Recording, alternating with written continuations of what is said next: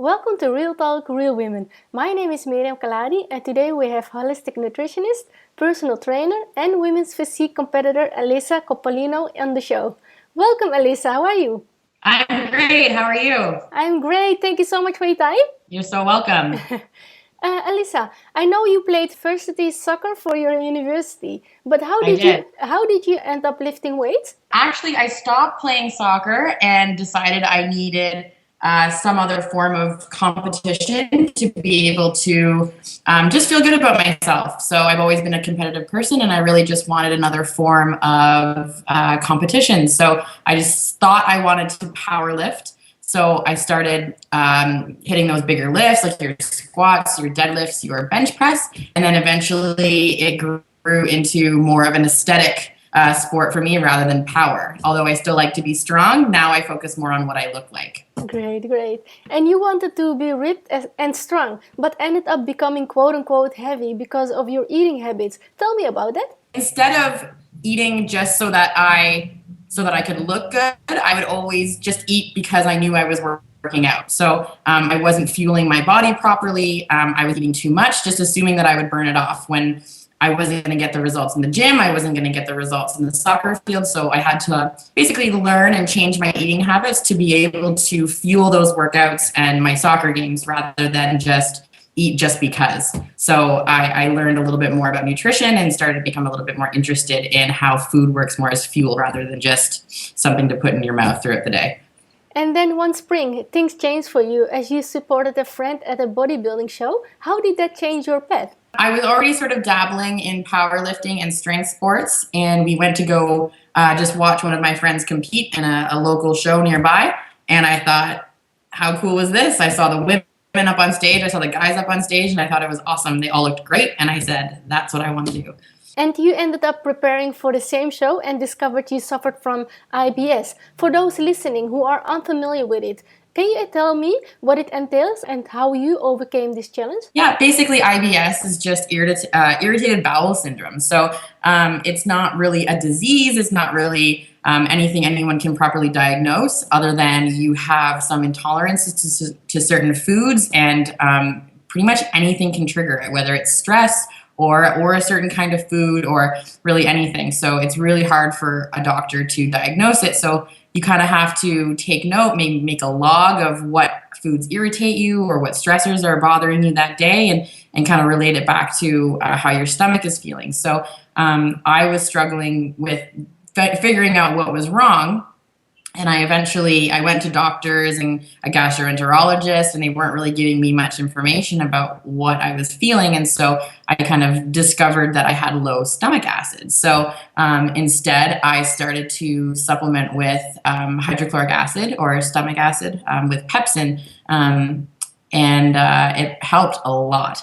So anything that was really fibrous, I had issues digesting, and high protein content, I had issues digesting. So by taking these supplements before I ate, I felt a lot better. And eventually I was able to control my weight. I was able to control my bowel movements, everything. So it changed a lot for me. After competing, you were told you were too big. How did that impact you emotionally? Because I've always strived to have a bigger looking physique, a strong athletic build. At first it was a compliment and I liked it, but it wasn't conducive to where I wanted to take myself in the sport. So I had to kind of focus on toning down my training, fine-tuning my nutrition to be able to come in with a smaller, tighter package, but still keep that same shape that I've had for a stage. So at first it was a compliment, and then it was a challenge, and hopefully I can fine-tune things enough for this summer. You actually went and trained for a year to gain another 10 pounds of muscle. What happened next? I would have competed in 2012, and then I took a full year off to compete at that same show the following year, and probably put on close to probably 7 to 8 pounds of muscle, roughly, because ended up a little bit leaner on stage than I was the previous year. So after that, I just took what the judges told me and my feedback, and that was basically just to, although my shape and my size was good, I just needed to bring in my conditioning a little bit more. So now I'm focusing on coming in a lot leaner and tighter. You wrote to me that you had the body you wanted and felt proud. I think that's very important to highlight, especially in a sport where the outcome is based on the opinions of a panel of judges. What's your thinking around the judging aspect of the sport? It's definitely a tricky side of it because a lot of us are competing to feel good about ourselves or just to have a personal goal, and no one ever likes to be judged. No one wants to be talked about. No one wants to be picked apart. And it's important to remember that we are putting ourselves into this position. No one tells us we have to compete. So if you're ready to receive the critiques from a judge, then I'd say, sure, try stepping out on stage. But if you can't handle anyone talking about the way you look or the way you train, then I say it's not for you. So until you're completely confident with the feedback that you're given and you don't necessarily take it personally, but more as a way to improve, then I say, great, go ahead and do it. Right. But until then, I would stay away from it. What has the role of your family and loved ones been in your newfound passion for the sport? At first, my parents were kind of skeptical, only because I've been a soccer player my whole life. So they were able to join me at soccer practices, at tournaments, at games. So I think they felt a little bit more of a connection when they were able to go with me and travel away with me to games. So in this sport in particular, you take 6 months of the year to prepare for a show, and they can't come with you every day to the gym, right? So they might feel a little left out, but my parents soon learned that I enjoy it.